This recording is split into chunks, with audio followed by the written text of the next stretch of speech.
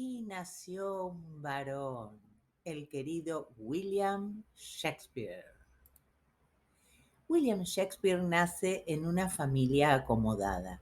Su madre venía de una clase alta, con muy buena posición económica y sobre todo con muy buena posición cultural. Su madre estaba alfabetizada, cosa que era raro en general en la población y mucho menos en las mujeres. Su padre tuvo diferente tipo de profesiones. Se sabe del padre que fue empleado municipal, que fue prestamista, que en un momento no tuvo nada de dinero. No hay demasiada certeza. Lo que sí se sabe es que la familia vivía altibajos económicos y que finalmente su padre tuvo un cargo municipal y esos cargos eran hereditarios, con lo cual él soñaba con que su hijo Willy heredara ese cargo y tuviese una profesión segura.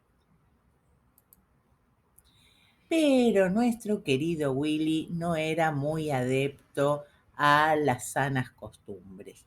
Si bien gracias a su madre recibió educación, sabía leer y escribir, le gustaba mucho la fiesta, le gustaban mucho las mujeres y no era de esos de quedarse en casa pensando en el futuro y en una jubilación y una vejez tranquila.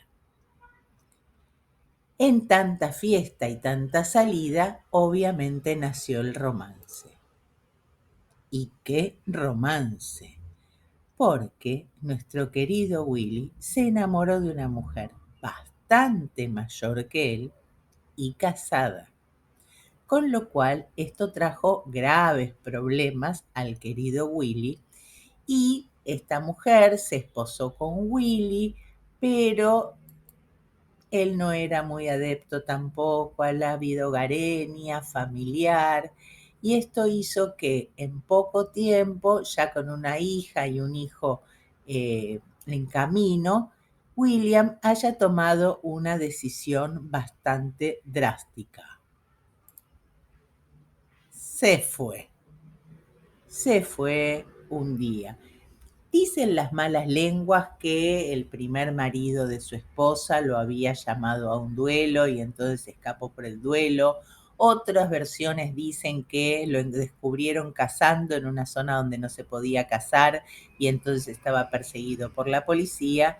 Y otras dicen esto que les contaba antes de que no soportó la vida familiar y hogareña y se fue. ¿Y a dónde se fue?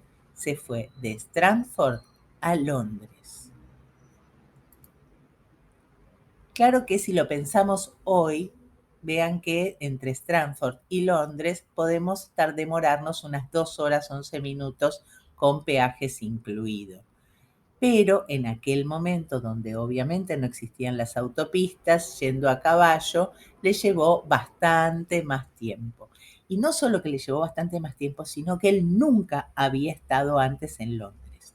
Y Londres era una ciudad con todas las características de la época, es decir, superpoblación, pocas medidas de higiene, diferente tipo de trabajos y trabajos muy mal remunerados, y sobre todo cuando uno es un joven que llega a la gran ciudad sin conocer a nadie y sin tener quien me ayude ni me acomode absolutamente en nada.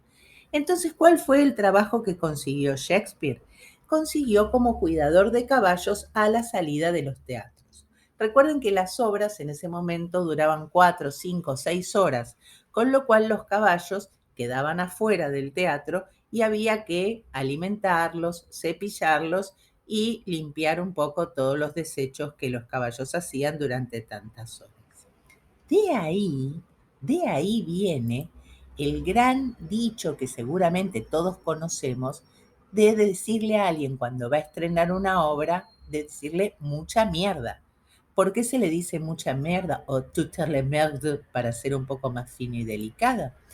¿Por qué? Porque si la obra gustaba, los espectadores se quedaban dentro de la sala. Y si se quedaban en la sala, los caballos hacían mucha mierda.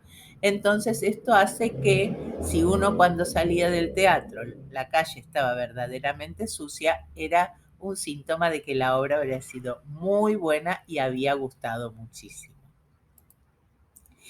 Pero como yo les conté, Shakespeare era muy inquieto. Y en vez de quedarse conversando con el resto de los compañeros que estaban ahí cuidando los caballos, él se dedicaba a espiar las obras. No lo dejaban entrar, pero en esa época los teatros eran de maderas. Entonces, entre las rendijas de las maderas, él se acomodaba e iba espiando las obras. Y de esa forma iba viendo si le gustaban, no le gustaban, qué le parecían cada uno. En ese momento, obviamente, no había impresoras ni fotocopiadoras, así que el autor escribía un manuscrito de la obra y luego se contrataban escribas, copistas, que iban a copiar una versión de la obra para cada uno de los actores, para que cada uno tuviese su libreto. Y eso se pagaba muy bien. Así fue como los autores salían del teatro y preguntaban entre los jovencitos que estaban ahí cuidando los caballos, ¿alguno sabe leer y escribir? El que sabía y quería lo contrataban como escriba.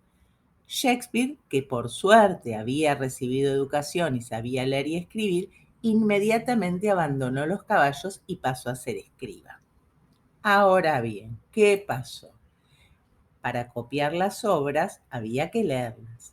Y al leerlas, Shakespeare se dice que las modificaba, que si había escenas que no les gustaba las cambiaba o agregaba alguna otra escena.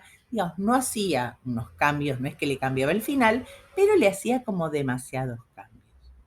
Hubo autores que, felices de la vida, calladitos la boca, no decían nada porque veían que el resultado de la obra era superior al que ellos habían planteado. Pero otros se indignaban, se ofendían y le decían a Shakespeare que si él tenía ganas de escribir, que escribiese sus propias obras, pero que dejase de molestarlos a ellos con sus obras. Y eso pasó. Shakespeare comenzó a escribir sus propias obras. Por eso es que vamos a encontrar que argumentos de las obras de Shakespeare ya existían previamente, pero él tomaba los argumentos, pero con los argumentos hacía obras excepcionales. Fíjense que recordamos las obras de Shakespeare, pero no recordamos las obras ni los nombres de los otros autores. Continuará.